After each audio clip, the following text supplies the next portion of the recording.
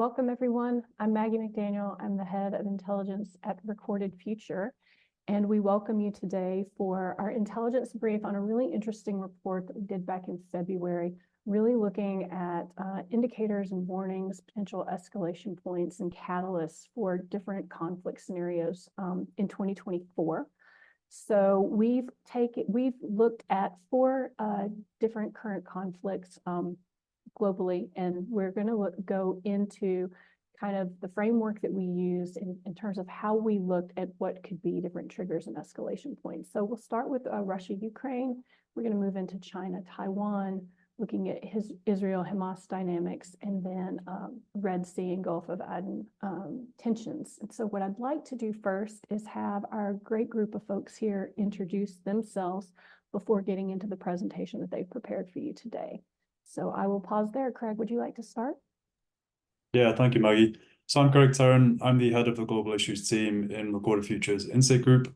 So my team focuses on strategic geopolitics, influence operations, and physical security, and how those things intersect with cyber as well.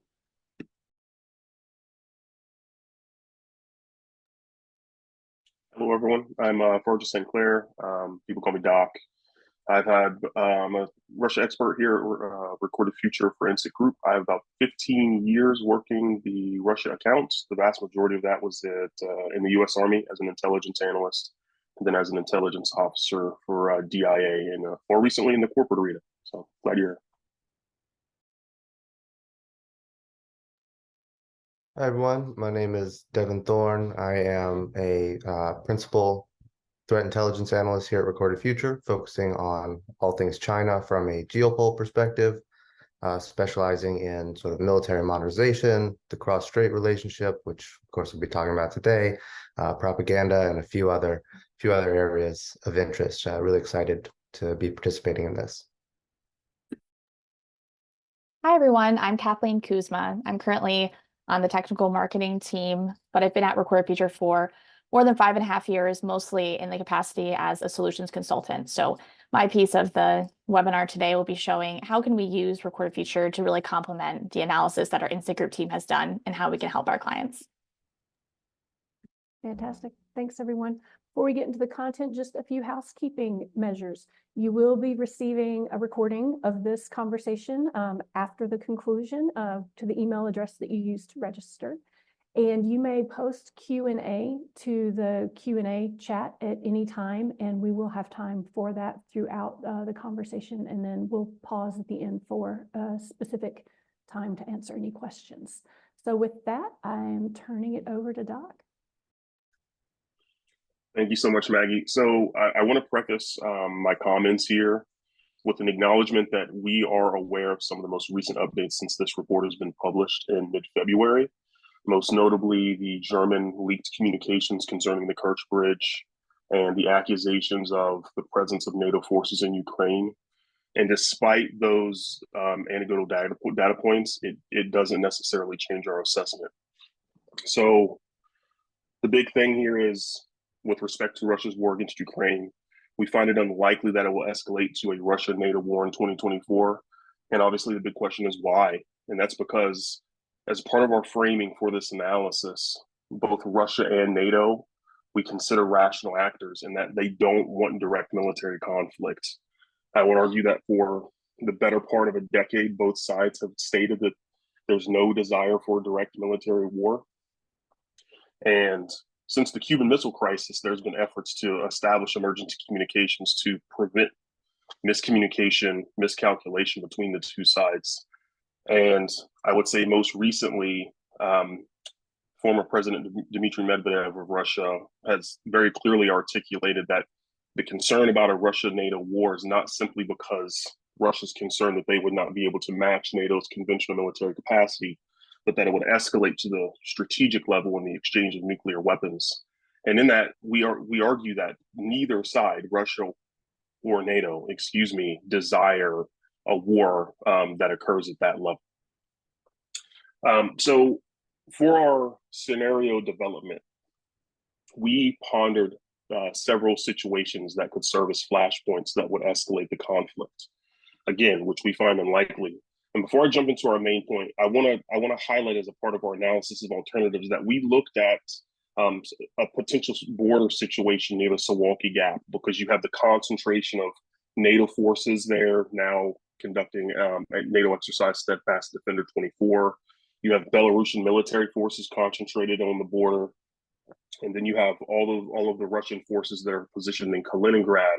And with all of those forces in a tight area, there is the potential for some type of miscommunication or miscalculation, some type of a border incident that risks spinning escalation up the escalation ladder. However, we find it unlikely. We also posited the potential for Russia to conduct strikes against NATO supply lines that are being used to facilitate advanced military armament into Ukraine. And in that scenario, a stray Russian missile, or maybe even an intentional Russian missile strike against infrastructure within the borders of a NATO nation's border. However, we found the most likely situation that could escalate tensions between Russia and NATO to be focused primarily in the Black Sea. And that's because for more than a decade of Western and Russian national security analysis, the Black Sea is of significant national security interest for Moscow. And it's not just because the historical links, but this is because with Crimea, Russia is able to deploy the force disposition it believes it's required to secure its national security interests in the region. More specifically, this is Crimea and maintaining control of its of the warm water port there at Sevastopol. This provides access for Russia to the Mediterranean Sea through the Bosphorus and Dardanelles Straits that are controlled by Turkey. And then past the Mediterranean Sea, Russia then has access to critical maritime shipping lanes like the Suez Canal. So for Russia, the threat of losing control of its national security interests in the Black Sea, we found the most likely scenario that would escalate tensions. However, because both sides do not want direct conflict, we assess that there are actions that are being taken to avert this. And it's actually a bit comforting that our assessment in mid-February was basically supported by ODNI's assessment yesterday concerning Russia's intent. And I think the assessment was almost certainly that Russia is seeking to avoid a direct military conflict with NATO. So what we expect to see for the rest of 2024 is Russia to pursue its stated military objectives in Ukraine. And from the beginning, Russia has articulated some of those things. And there's been discussions, obviously, in the West about what specifically those mean. But the big things are Russia wants to prevent Ukraine from joining NATO. That has been articulated from Moscow since 2008, when former President George Bush first articulated the potential for NATO membership action plans for both Georgia and Ukraine. And Moscow protested, as you can imagine. Another stated goal is the demilitarization of Ukraine, which we assess likely means the degrading Ukraine's military industrial base, any factors that can support the war effort, degrading Ukraine's military capabilities, going after their units, both forward deployed and those in the rear, and identifying and destroying advanced NATO military armament that have been forward deployed in Ukraine, HIMARS, Patriot, what have you, Abrams tanks, and the potential for F-16s to be deployed to Ukraine. So what Russia seeks to do there is undermine any type of military threat within Ukraine that would serve as a threat to the Russian Federation as it perceives. And then we also looked at what Russia calls denazification, as stated in their policy documents. But we think this is actually more in line with efforts to conduct some form of regime change in Kiev. And in fact, over the past 2 months, Dmitry Medvedev has stated just that. He said, and I paraphrase, that regime change in Kiev has been an unstated objective for Russia with respect to Ukraine. And other than that, we also anticipate that there's going to be ebbs and flows along the lines of contact, where Russia and Ukrainian military forces will experience both gains and losses, where I think it's acknowledged, again, in ODNI's assessment yesterday, that Russia is making some advances along the line of contact. But we're obviously coming into the season change and the train changes. But so we think we'll continue to see some of those skirmishes in that area. So during our analysis, we identified a number of signposts and indicators that we expect to see across the DIME construct. And obviously the DIME framework comes from DoD and government circles, but from an open source intelligence standpoint, we assess that there are several of these that we would be able to observe in the open. And this is partially complicated specifically for the Russia-Ukraine scenario because our starting baseline is elevated. So again, our report was published in mid-February, but tensions have increasingly escalated since Russia's invasion in February 2022. So some of the things that we would expect to see from a standpoint of Russia-NATO relative peace or calm, some of those indicators have already tripped. So from the diplomatic standpoint, what we looked at was the potential for continued degradation of diplomatic relations. This could happen in several ways, and we detail this in our report, but the potential for the recall of diplomatic officials from abroad, the closing of diplomatic facilities, and the suspension of several forms of diplomatic communications. And this would let us know that Russia's potentially moving towards escalating towards strategic conflict with NATO. In the informational domain, we looked at the potential for increasingly aggressive rhetoric towards NATO. Domestically, this includes framing NATO as a direct military threat and the potential requirement for Russia to defend itself, quote, from NATO aggression. We think that we would be able to see in the open domain calls for the Russian domestic populace to prepare for war. This could look like the civilian nuclear preparedness exercises that Russia conducts regularly, but maybe increasing the frequency and publicity of those exercises. Excuse me. We also looked at internal propaganda from the Kremlin, highlighting the concern about the potential for nuclear war with NATO and increased messaging concerning Russia's strategic assets, specifically the nuclear triad. Militarily, we think that there are indicators that we would see, such as general mobilization, which has not occurred yet. We think that we would see military force flow of Russian units to its borders with NATO, specifically in southern Ukraine, where they believe the fight with NATO would occur with respect to the Black Sea region. In line with that, we think that we would see in the open domain the concentration of military capabilities for armed conflict. And that is everything from your tactical units to the strategic assets that Russia believes they would need to bring to bear to fight NATO. And then maybe not so visible immediately in the open domain, but the potential for the dispersal of strategic assets for survivability during strategic conflict. And this is something that goes back to the Soviet era for those of you that have been watching Russia for a while. And we also highlighted the potential for there to be no notice or, quote, snap nuclear exercises that are a part of Russia's strategic deterrence messaging campaign. And then economically, lastly, we looked at the potential for Russia to shift its economy fully to a war footing, and that includes the nationalization of certain sectors of the economy, such as energy, defense, and agriculture, for preparation for long-term conflict with NATO. And then the Kremlin to place potentially emergency restrictions on personal and corporate assets leaving Russia to prevent damage to Russia's economy over the long term. So that's kind of where we're sitting with respect to the Russia-Ukraine conflict and the potential for it to escalate to a Russia-NATO war. And I welcome your questions at the end of our presentations. And with that, I will pass it to Kathleen. Great, thank you. As you just heard, there's so many different aspects to be considering when we think of Russia's war in Ukraine. And it's really important to have these conversations where we have experts in these fields who've been studying this for years and years.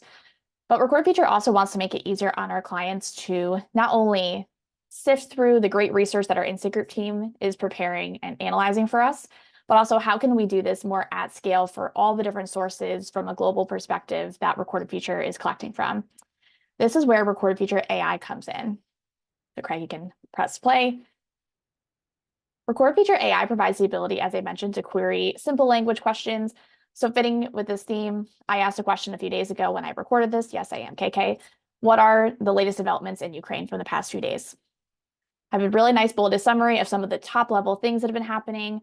I can dig into the references behind the scenes. For example, seeing this from the Kyiv Independent. That one was in English, which is helpful. But what if the information we're collecting is not in English? Well, we're automatically translating it, telling you exactly when we're translating it. But if you know the source language behind the scenes, you always can read that. I'm sadly not a polyglot, so I appreciate the English translations.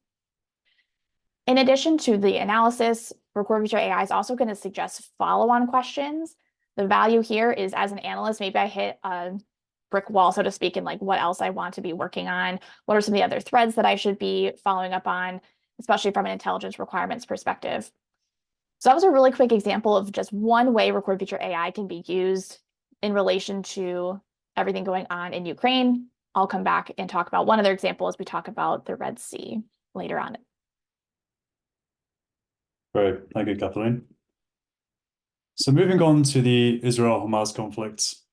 In our report, we assess that the Israel-Hamas conflict is unlikely to expand to a second front with a war between Israel and Lebanese Hezbollah.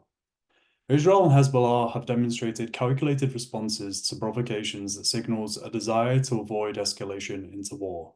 So, for example, Hezbollah has not utilized its full military capabilities in response to Israeli strikes against senior Hezbollah and Hamas leaders in Lebanon, in a likely effort to mitigate the risk of escalation and a forceful Israeli retaliation. This is likely explained by Iran reportedly warning Hezbollah to not provoke a wider war between Israel and Hezbollah, and settling with the so-called win of shifting the world's attention back on the Israeli-Palestinian conflict and complicating the normalization of ties between Israel and Saudi Arabia and other Persian Gulf states. So instead, Hezbollah intends to weaken Israel and support Hamas in its conflict as a resistance front partner while avoiding a direct war. However, out of all of the conflict scenarios in this briefing that we're going to talk about today, this one is the most unpredictable and prone to change due to the current volatility and the involvement of Iranian-supported proxy groups like Hamas and Hezbollah. Cross-border exchanges between Israel and Hezbollah continue, and just yesterday Hezbollah said it carried out a drone attack against an Israeli air defense outpost in the Golan Heights. Meanwhile, the Israeli Defense Forces, the IDF, are conducting logistical drills to prepare for a potential war against Hezbollah in the north. And ultimately, Israel seeks to push Hezbollah away from the Israeli border, either through a diplomatic agreement or by force. The IDF has had some success in destroying Hezbollah infrastructure along the border and likely prefers a diplomatic solution to a war, but would pursue an incursion into Lebanon if Israel perceived Hezbollah as continuing to pose an existential threat on the border. Even an Israel-Gaza ceasefire won't eliminate the chances of an Israel-Hezbollah conflict unless it results in Hezbollah withdrawing from the Israeli border. Nevertheless, we view the most likely outcome as an eventual Israel-Gaza ceasefire that also results in Hezbollah withdrawing from the border. In the meantime, we'll likely see continued cross-border exchanges and flare-ups of friction, such as Hezbollah using some of its more advanced capabilities to attack Israeli military targets. Some signposts and indicators of the Israel-Hamas conflict expanding to a second front with a war between Israel and Hezbollah include the following. And this isn't a full list. You can view the report for the full list of all the signposts and indicators. But in the diplomatic domain, we would expect the Lebanese government publicly supporting a Hezbollah offensive into Israel. In the information domain, Iranian officials, the IRGC, and Iranian state media calling for decisive military action on a second front. In the military domain, Hezbollah's border forces conducting incursions into Israeli territory, as with the 2006 Israel-Hezbollah war. And on the economic front, Hezbollah or other Iranian proxies threatening Israel's largest seaport and the Mediterranean seaborne trade corridor. So relatedly, we have the Red Sea and Gulf of Aden conflict as well. The Red Sea and Gulf of Aden conflict between the Iran-backed Houthis and the US-led military coalition is unlikely to expand into a wider war waged across the Arabian Peninsula in 2024. The Houthis can likely already achieve their political and military objectives without targeting American, British, or Israeli interests on the Arabian Peninsula itself. And these objectives include enhancing their credentials domestically and strengthening their support base at home, while raising their profile internationally and cementing their movement more firmly in Iran's so-called axis of resistance. If the Houthis targeted US, UK, or Israeli land-based targets, such as diplomatic facilities and military bases, it would be a significant escalation that would likely alienate Gulf Arab states who have largely and intentionally remained on the sidelines of the Houthi West maritime conflict. Similarly, Iran, as the backer of the Houthis, is unlikely to direct the Houthis to conduct such attacks against those land-based targets, instead benefiting from its power projection by arming the Houthis while maintaining deliberate distance and plausible deniability from them to avoid direct repercussions. Nevertheless, a Houthi attack that killed coalition military or crew members would likely compel a more forceful coalition response against the Houthis, potentially including ground-based special operations. Actions that we'll likely see in 2024 include the US-led coalition continuing to degrade Houthi capabilities through airstrikes, the Houthis continuing to target commercial vessels in the Red Sea and Gulf of Aden, the Houthis capitalizing on global attention with propaganda, seeking to mobilize Yemeni and regional support for its actions in solidarity with Palestine, and framing its disruption of global maritime commerce as strictly directed at Israel, the US, and the UK, as opposed to targeting commercial trade more broadly. Some signposts and indicators of the maritime conflict escalating into a ground war across the Arabian Peninsula include, in the diplomatic domain, the Houthis signal escalatory intent through the US to the US through Omani diplomatic channels. In the information domain, Iranian rhetoric shifting from denial of Houthi support to praising the Houthis' actions and threatening to widen maritime disruption. In the military domain, the Houthis using advanced weaponry resulting in lethal strikes against US, UK, or Israeli-linked vessels. And then on the economic side, Iran diverting significant financial flows from Hezbollah to the Houthis and increasing the transfer of weapons to the Houthis as well. So with that, I'll pass back over to Kathleen for another Recorded Future AI demo. Awesome, thank you. And actually looking through some of the questions in the chat, some of these questions I'm very tempted to ask Recorded Future AI, which I'll definitely do once we're off this webinar. So in terms of this next example, for the first example we went through, I was using a suggested question, which we can already see here on the screen. But Craig, if you do press play, you'll see we can ask any number of questions, again, related from the geopolitical and also cyber perspective, but we'll stick with the geopolitical examples here. So in this case, I'm asking, what is the latest action that has been happening in the Red Sea? How is this going to be impacting shipping? As Recorded Future AI is working, you can see we're fetching data from our intelligence graph. Think of that as our, again, how we're actually classifying information and making it readily accessible to you all. Here we have a summary explaining what some of the latest actions have been, what has happened with some of the different shipping companies, how have routes been impacted. And as mentioned before, Recorded Future does provide suggested follow-on questions. So one of my questions might be your requirements, especially if I'm working for a shipping company, could be, right, what are some other consequences that could happen if things in the Red Sea continue to escalate, which Craig was talking about. And here again, we do have that summary where we're seeing how, again, recently there have been some of the casualties, which has definitely been escalation in the past few days. I can copy this text really easily out. So if I'm writing my own report and wanting to use some of what the Insikt group team has published, and again, a thumbs up, thumbs down is also really important, as for any generative AI capability, giving that live feedback of, yes, this response made sense. In this case, it did. I was really happy with what it was able to provide as an initial research into a specific topic that maybe I don't know as much about. So again, Recorded Future AI's goal as well is to help up-level any of the analysts that are using Recorded Future. With that, I'll pass it back. Thank you, Kathleen. So we'll pivot, to the China-Taiwan scenario. And just to throw out our top line assessment, it's that the Chinese Communist Party, or CCP, is very unlikely to initiate an armed conflict over Taiwan in 2024. And when I say armed conflict, I mean invasion, military blockade, missile bombardment, or something along those lines, something else along those lines. However, my main takeaway for you all is that the time to prepare is now. There are clearly increasing risks that a conflict could happen on some timeline.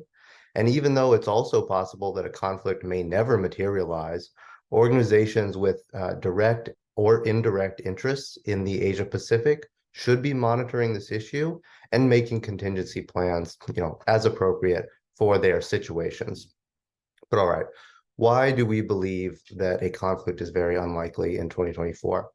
There are a number of factors behind this, and they're interrelated to one another. One of them that is sort of particularly salient this year is the economic challenges that China is facing. These include in the real estate sector, with government debt, high unemployment, depressed confidence, both among domestic consumers as well as international investors.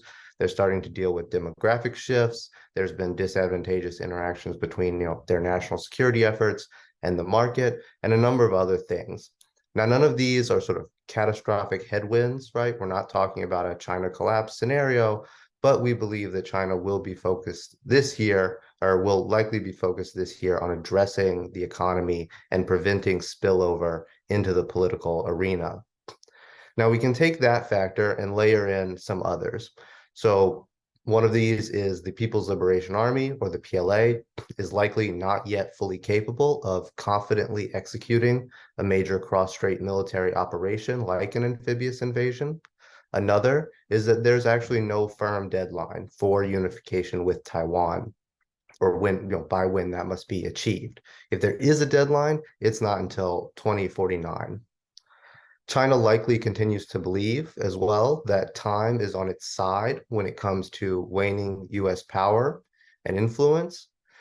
There's also, we can sort of look at the other side of the equation, like as far as the risks go, and say that, initiating a conflict would bring new economic and diplomatic challenges to China. And particularly important is that a failure to successfully unify with Taiwan after a military conflict is likely seen by leaders in Beijing as a significant risk to the CCP's political legitimacy.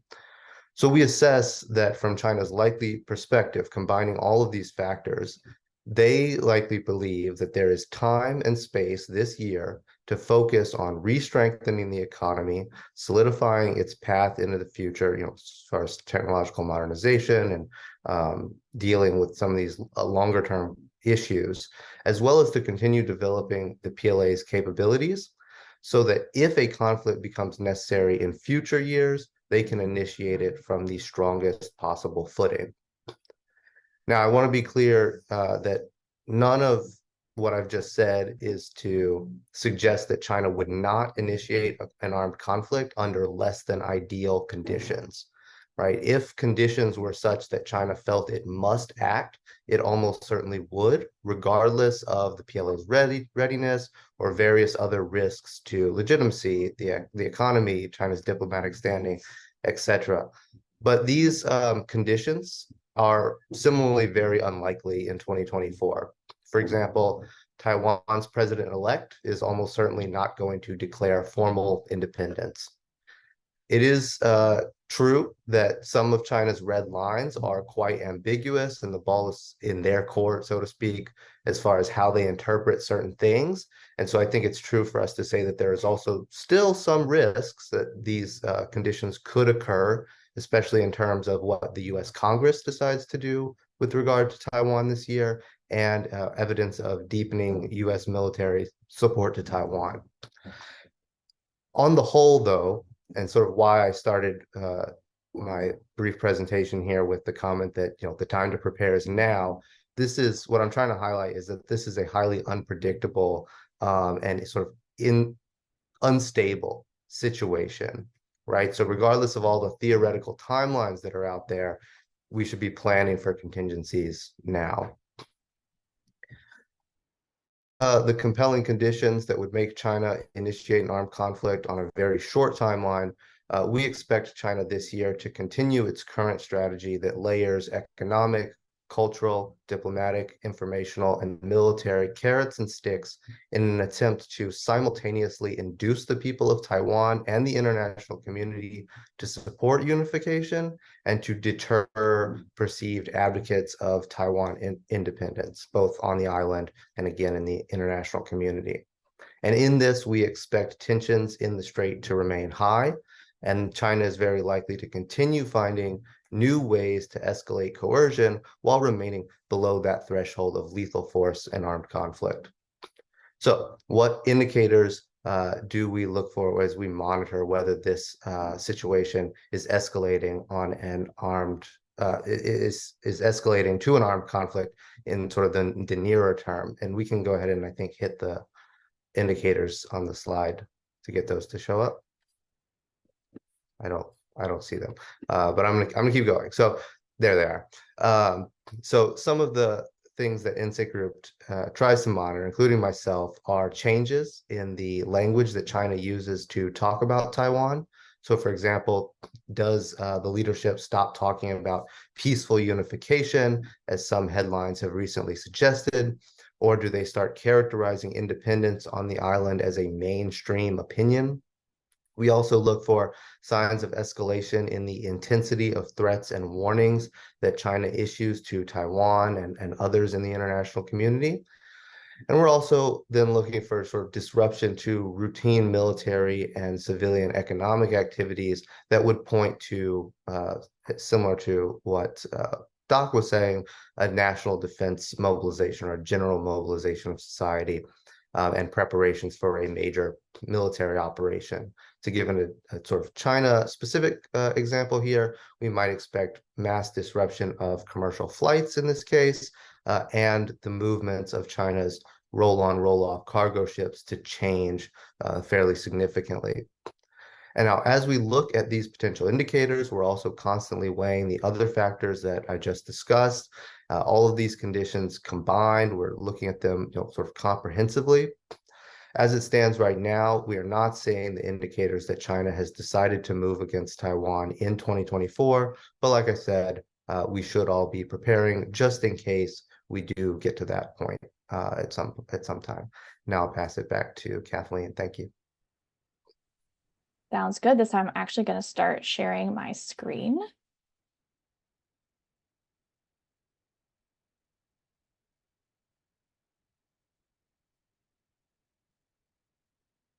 Perfect. So we've been talking a lot about so many different types of country level risks across all the different geopolitical fault lines that our panelists have been talking about. So how can we use Recorded Future for looking up similar types of information that's being rolled up into different types of country level risk and how we actually approach or think about country level risk? So I'll briefly talk about this using China as an example.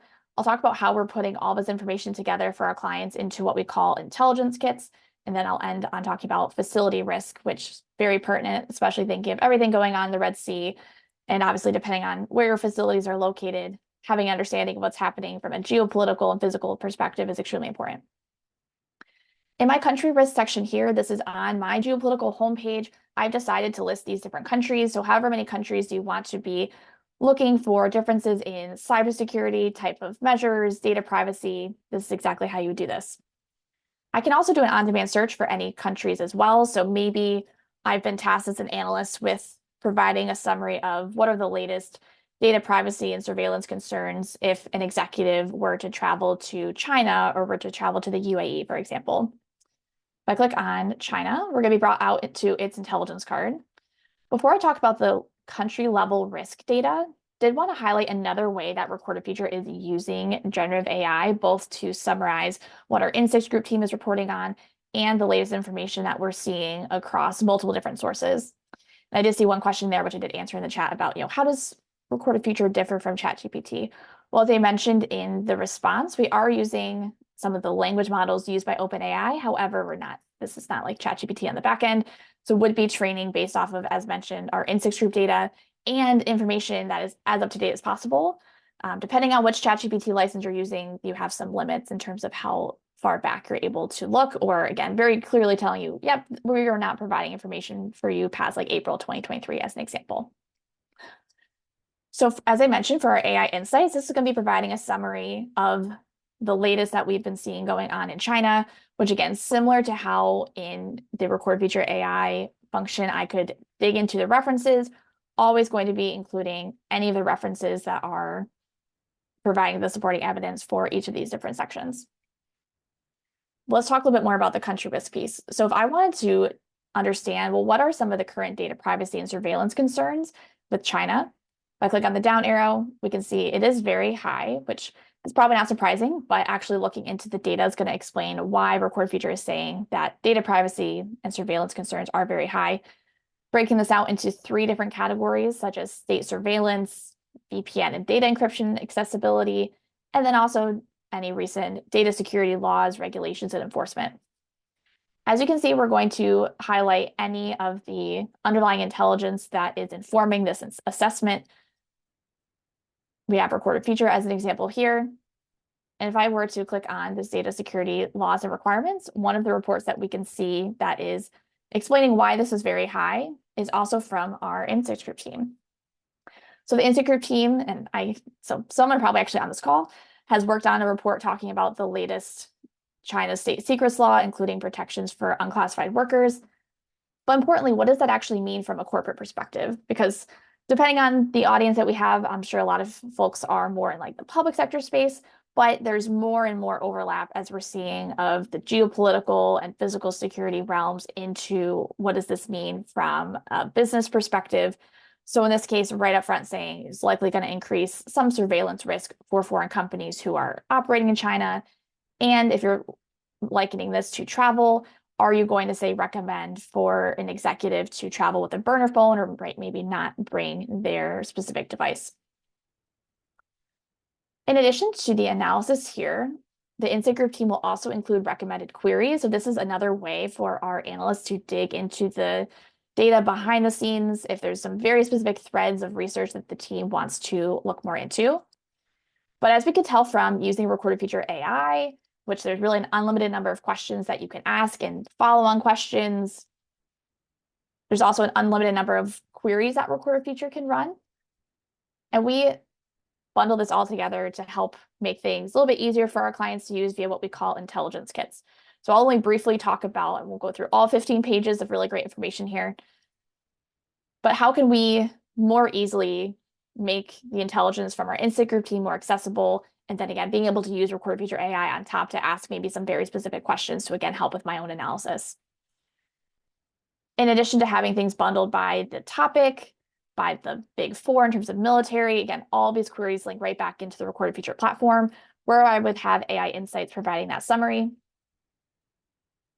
We're also providing query examples for monitoring more high-risk locations because there is a difference between the country level risk, right? If someone is going to a specific country, going to a city, and then an ongoing facility risk issue as well.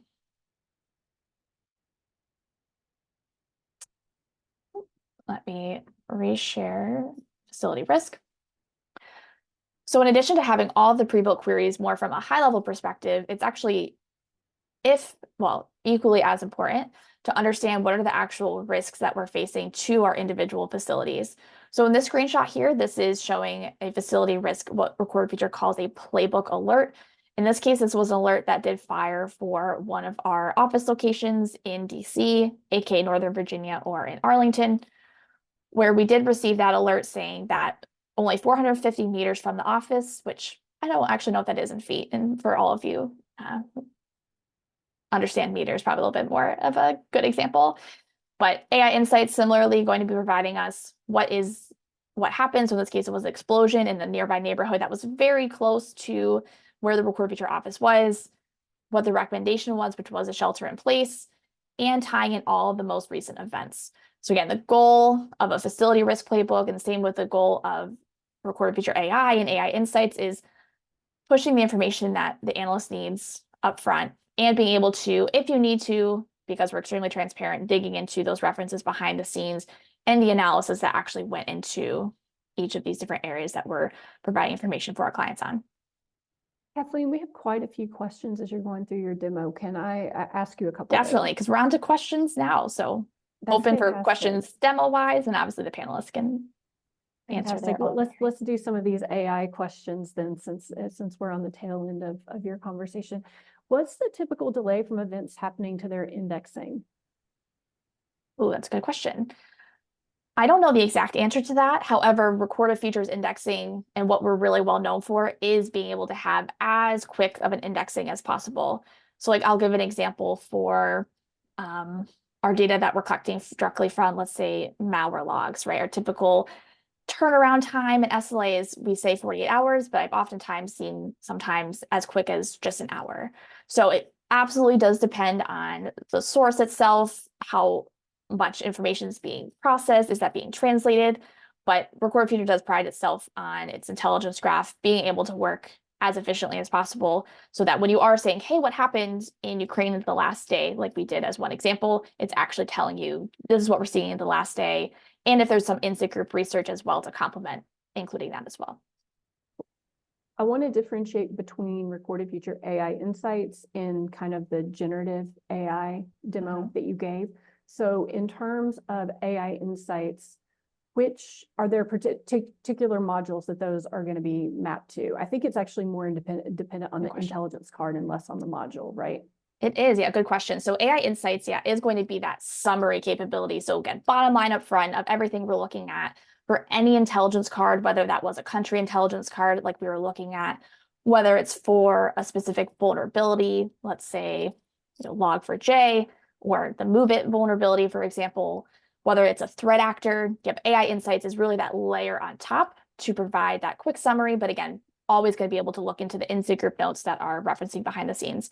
And yes, that is included with any module that has access to intelligence cards, which is really any module. So that AI Insights is going to provide that type of analysis. And then Recorded Future AI, so that generative AI capability, as I said, where I can ask, hey, using Recorded Futures Insikt group team as a source, what are the highlights from the navigating 2024 geopolitical fault lines? That is available with our threat intelligence module as well as our geopolitical module. Fantastic. There are some other questions in here as well. Maybe I'll let you look at some of these, Kathleen, and take a peek and respond, because some of these also are yeah.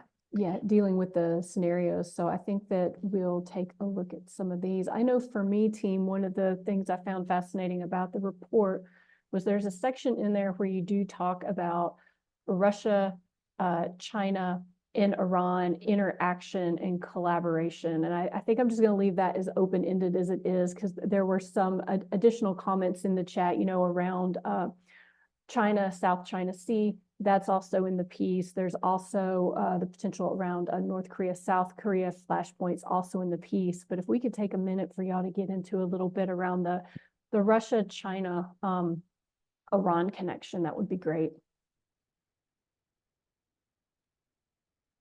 Evan, do you want to start that one with China? Sure. So I think it's undeniable that over the past few years, we have seen China, Russia, and Iran grow closer together. However, that is primarily on a bilateral basis, right? Increasing connections, trade, cooperation between Russia and China, between China and Iran, and then of course between Iran and Russia.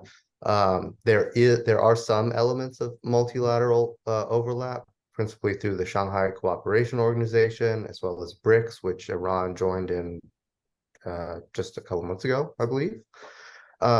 So you definitely have these three countries working in similar spaces. They have a very common threat perception, especially with regard to the United States and perceived U.S. hegemony.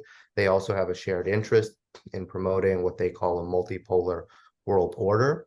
So where these interests and common threat perceptions overlap, what we're seeing from our group view and Insikt group is sort of opportunistic assistance that supports, right, these mutual areas of interest.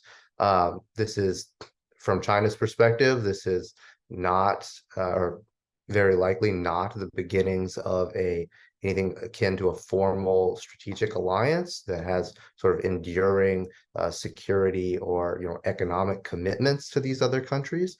That would, in a certain sense, require a fundamental change in how China thinks about alliances, and historically they have not thought of them very favorably.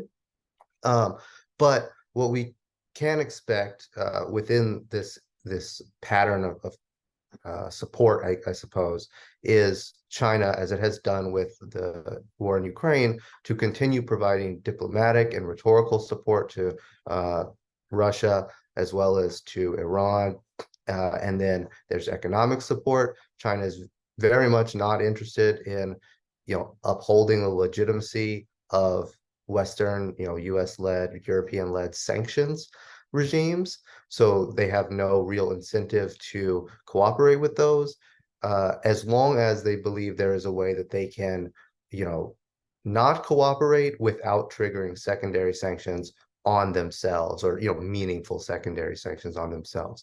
So those are sort of the limits of cooperation. But that relationship, that trilateral relationship, is likely growing stronger, but not probably not going to get to the point, especially not this year, to something akin to like a strategic alliance.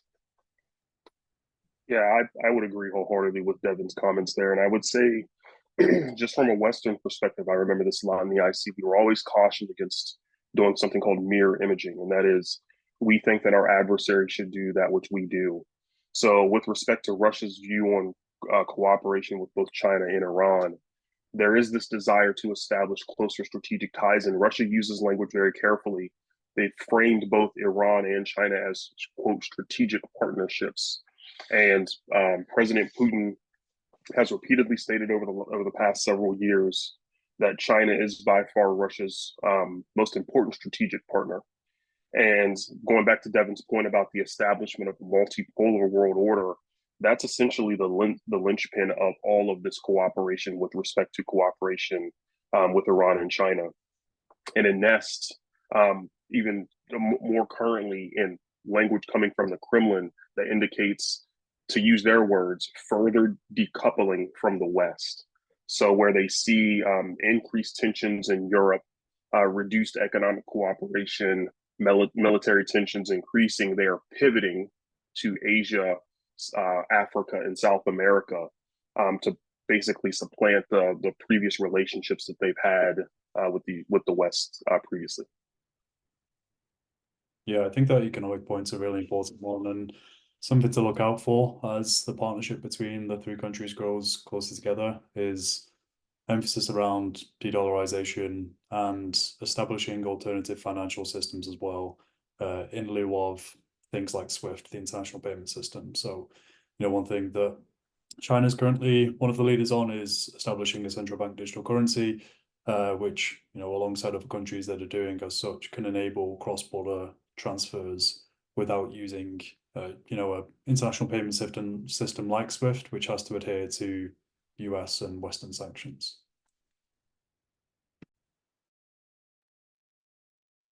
Thank you all. I think the other question that people have as well is around the impact of US elections on any of these scenarios. And we could even roll up potential for, Craig, I know the team's done the report on the US elections and malign influence in those and how those can impact domestic sentiment. So again, I'm going to leave that question a little broadly and welcome your comments on US elections impacting any of these 4 scenarios.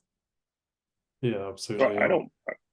Great. I was just going to say, I'll very quickly hand this over to Farja because he did an excellent report, which is available to our clients and to the public on Russia exploiting war fatigue. So Farja, over to you. Yeah, thanks, Craig. I appreciate that. So I think this is twofold. First, I'll highlight statements directly from the Kremlin with respect to the potential changes in U.S. 2024 election. Sergei Lavrov specifically said that Russia does not anticipate that a potential change in the president of the United States will alter U.S.-Russia relations. And a lot of that is nested in this belief from Moscow that the president of the United States is more ceremonial and less necessarily in charge of foreign policy.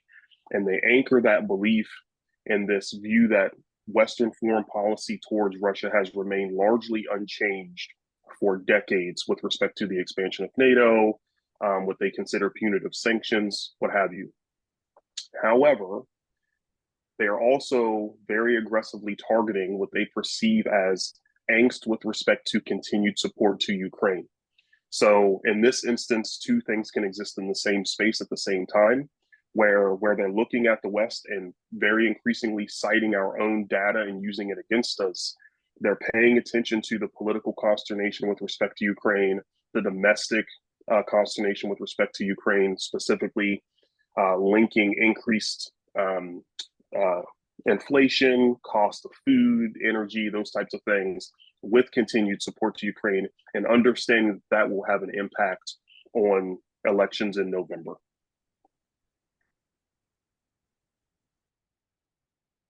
I suppose from China's perspective, what I think is likely is when China sits, over there in their offices and they're looking at the US and US foreign policy, they're certainly interested in the election, but as far as Taiwan goes, I don't think that they're likely to assess any kind of sort of direct connection, right? If Biden wins, it's going to be largely what we're seeing now, an emphasis on alliances, a fairly hard line on China, though perhaps not quite as hard as his predecessor. And if Trump wins, you have the potential for, Trump to revert back to that, or allow his administration to revert back to that slightly tougher rhetoric than we see out of the Biden. You also have the potential that some of the alliances and the partnerships that the US has around the world to degrade in value. That would be positive for China. But you also have sort of Trump's unpredictability in terms of what he would do on Taiwan. I mean, he may allow China a free hand, I think, as he's suggested, or he may not, right? And so it's kind of a question of, do you side with the tough but relatively predictable president, or do you try to swing things in favor of someone who's a little bit more unpredictable? And in either case, Congress is, I believe, in China, they're likely to believe that Congress is going to remain hostile to China regardless. So to Doc's point about whether or not the president can really do anything as far as that trajectory goes is an open question. And I think at the end of the day, they're unlikely to necessarily, put a lot of effort into trying to dictate a certain outcome in the presidential race. They are likely to be active, as they have in recent years, sowing discontent, amplifying divisive rhetoric, sort of decreasing trust in the process generally, and I think with the goal of weakening the US generally. But as far as trying to swing the election in one way or the other, with an eye toward what happens with Taiwan, I'm less convinced that that's going to happen, and I guess I'm even less convinced that a specific outcome in the election is going to fundamentally change China's view of the Taiwan problem. And I think when we come to the elections themselves and malign influence targeting the elections, I think that will be reflected in how active Russia and China and Iran are in targeting the elections with false information. So we might see that if Russia views themselves as having more to gain from a political candidate, a specific candidate winning, and we might see them deploy some of their more advanced capabilities. So this might be the election that we actually see the use of generative AI in order to influence audiences. Whereas, as Devin said, if China doesn't think they have too much to gain by influencing the elections to win, for a particular candidate to win, we might not see them leveraging those more advanced capabilities. Yep, I agree. And just one last point on this. I think here on the Insikt group team, Brian Liston and Sean Miner and gang have done fantastic analysis on foreign IO efforts to get after Western elections. And just one last thing about Russia. I mean, this is not new. And I remember when I was in the IC, we covered this a lot. For about 100 years or more now, from where we stand, Russia has attacked Western elections, and this is well documented in Western analysis. So I think the expectation that would necessarily change now is a bit unrealistic. So I think new election, same playbook. But to Craig's point, I think it's spot on. it's the policies that benefit Russia's national security interests, less the candidate. So when you look at it through that lens and you look back to the historical record of how even during the Soviet era they were attempting to influence Western elections, there was a particular emphasis on the policies that they thought would benefit Moscow. Thank you all for the insights. I want to thank all the participants for the questions that you posted in the chat. I know there were quite a few of them and we have not been able to address all of them. The participation is super important. I guess in the last couple minutes, team, I will just open it up for any parting thoughts that you want to leave our attendees with today on any of the scenarios or overarching strategic implications downstream of any of these scenarios playing out.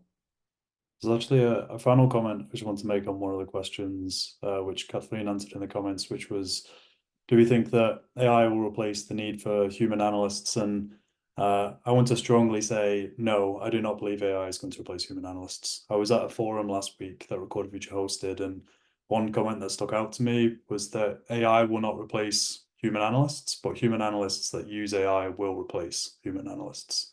So it's very much a co-pilot. It helps with, the collection, the processing stages of the intelligence cycle.